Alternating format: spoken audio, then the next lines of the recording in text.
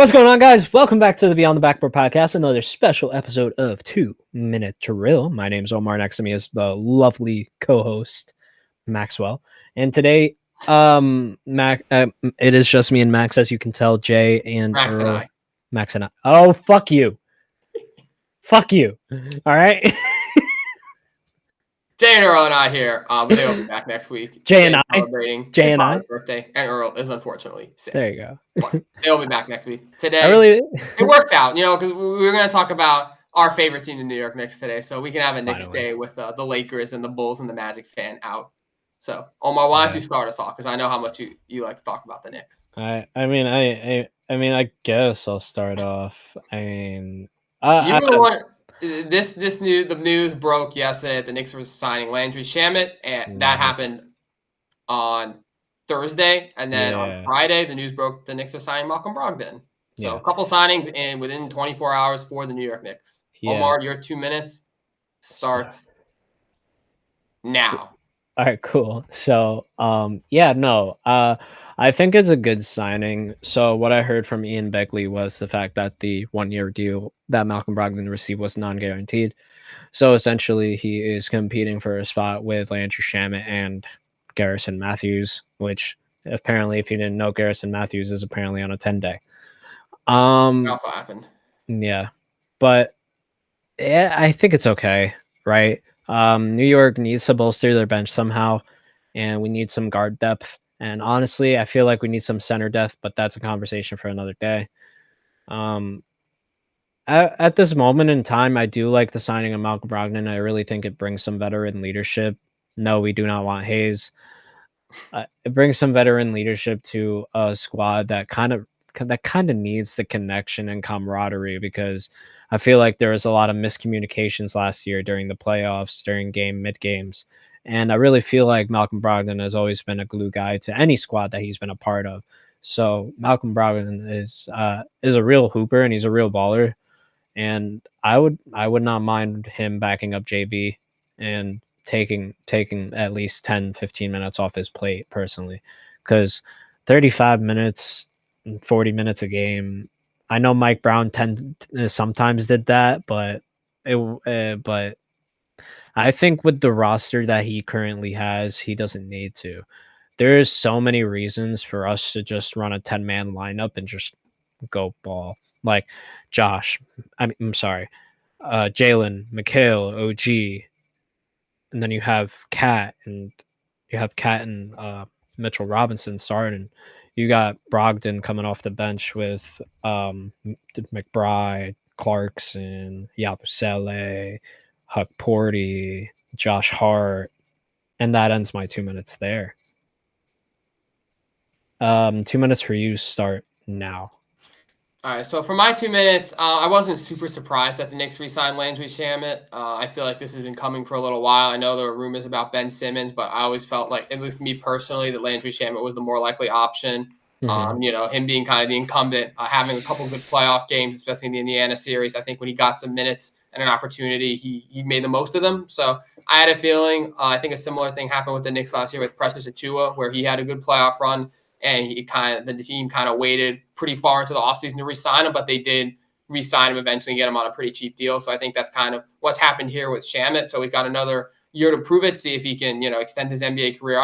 He's not super old, but he's 28, 29, 30 now. So, he's kind of like his prime years. He gets another contract. Maybe if he has a good year this year, it could lead to like a 2-year deal next year. But I wasn't super surprised by that. I was surprised at the Malcolm Brogdon signings because I feel like I haven't heard as much going on with Brogdon, and certainly not tied to the Knicks. I know it was like kind of a throw-out name, but I feel like a lot of the big-name free agents are always tied to the Knicks, so I didn't really put too much stock into it. But I think it's a very low-risk signing. I think Brogdon is still a very solid player. I think a lot of the league has kind of forgotten what he can do and what he is capable of since he's been on Portland and Washington the last couple of years. He's kind of just been buried down there on teams that aren't trying to win.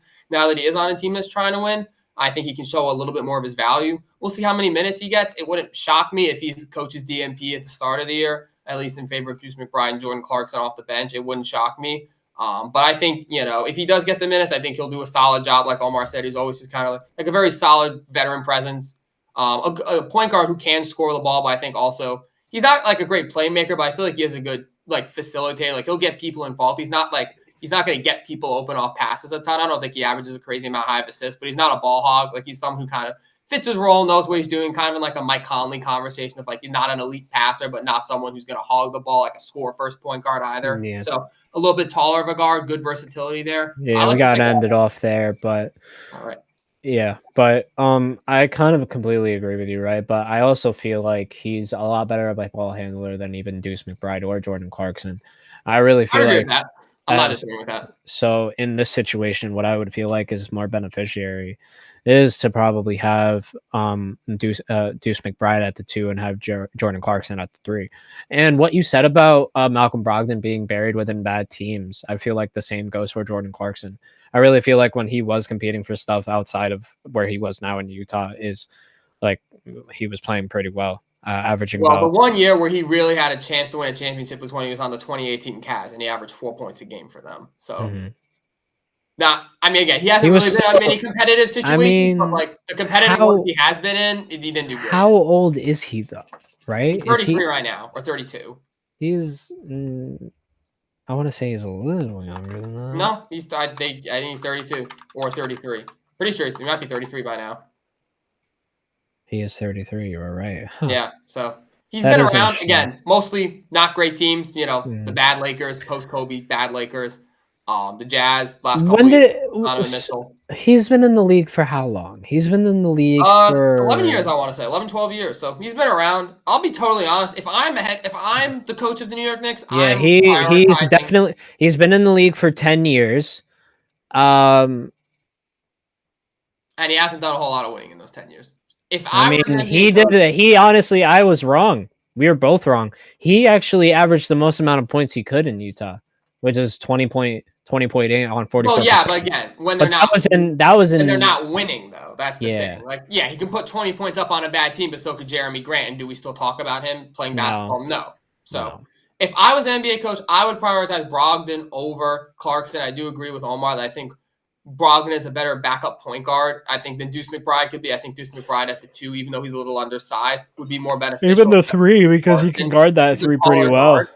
I think I would not be mad at Clarkson getting fewer minutes to start the season, but I think the Knicks are more invested in Jordan Clarkson, so I would be surprised if they don't prioritize him over Brogdon in that backcourt. Here's the thing, because when I look at Jordan Clarkson, I also look at last year. He was shooting 40% from the field.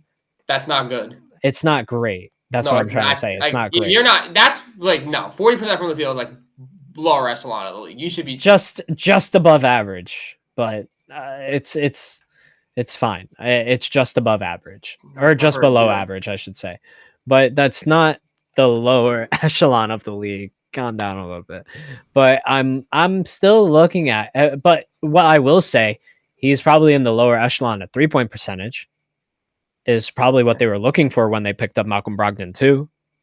Omar, the average field goal percentage for the NBA last year from the field was 46.7%. That is slightly below the average. That is very below average, Omar. That's 6% lower. In a percentage, that's astronomically lower. Brother, that's not exactly a huge drop-off. Yes, in the NBA it is, Omar. When you're dealing with a narrow range of numbers, because no one shoots 10% from the field. No one's shooting above 70. Yeah, 6% is a big deal.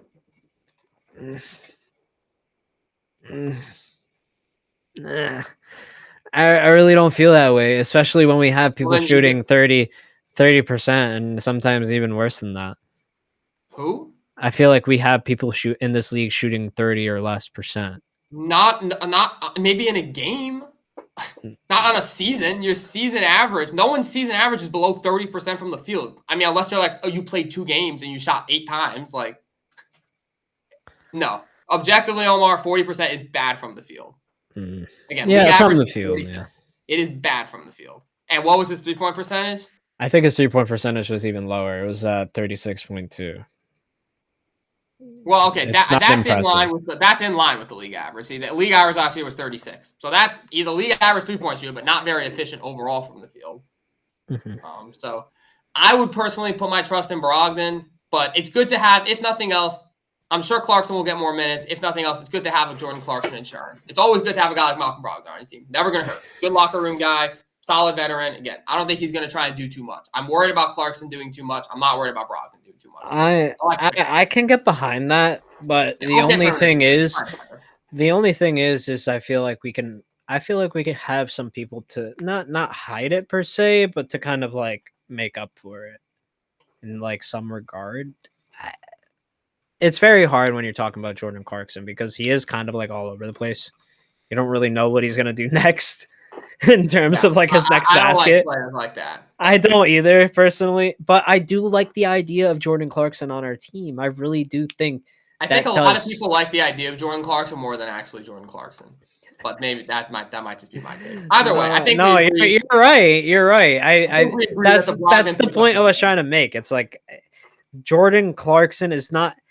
I don't want to say he's the worst player of what he's thought to be, but like he kind of is. I don't think he's a winning basketball player, but maybe I'll be proven wrong. Prove me wrong, Jordan Clarkson. Come out and shoot 40. Shoot league. Probably why the Knicks signed him on a minimum. An average shooter. I mean, that's probably why the Knicks signed him on a minimum, right? Yeah, I mean, again, Knicks love their minimum contracts, low risk. So they do it because they can. We do it because we can, and we don't play players under the table. Hopefully. And by the way, can we talk about Ben Simmons for just a second? I low-key had the feeling that he was never coming. Did I want him? I never want him. Yeah, because I like the idea of low risk and high upside. But I don't think Ben Simmons has high upside anymore. I'm officially over that. He's never getting back to Ben Simmons. Everyone keeps expecting him to. He'll never do it. Respectfully, it's too far gone. Wish you well, Ben. Seemed like a really nice guy. He's not going to be an all-star again. You know what would have happened, right? Like I don't, not to get too off topic here because we do have to end pretty shortly, but like I wonder what would have happened if he like it was a series of events with him. It was like it's mostly the back injuries, I think. Yeah. So like it happened in Philadelphia, and then he got kicked out of Philly, essentially, and then back injuries insisted at that time. It was like it was like the worst possible time for it to happen when he was hated at his most low. It was bad timing, an unfortunate series of events, but you know, he still made more than his fair share of money in the NBA, so he should be set for life. And you know, if he can get on a team this year, I wish him nothing but the best. I hopes, but wish him the best. Thank you guys for watching this episode of the Beyond the Backboard podcast. I'm Max, that's Omar. Again, Jay and Earl will be back next week. Check us out on YouTube, Spotify, TikTok, Playback, all the usual places. You guys are awesome, and adios. Adios.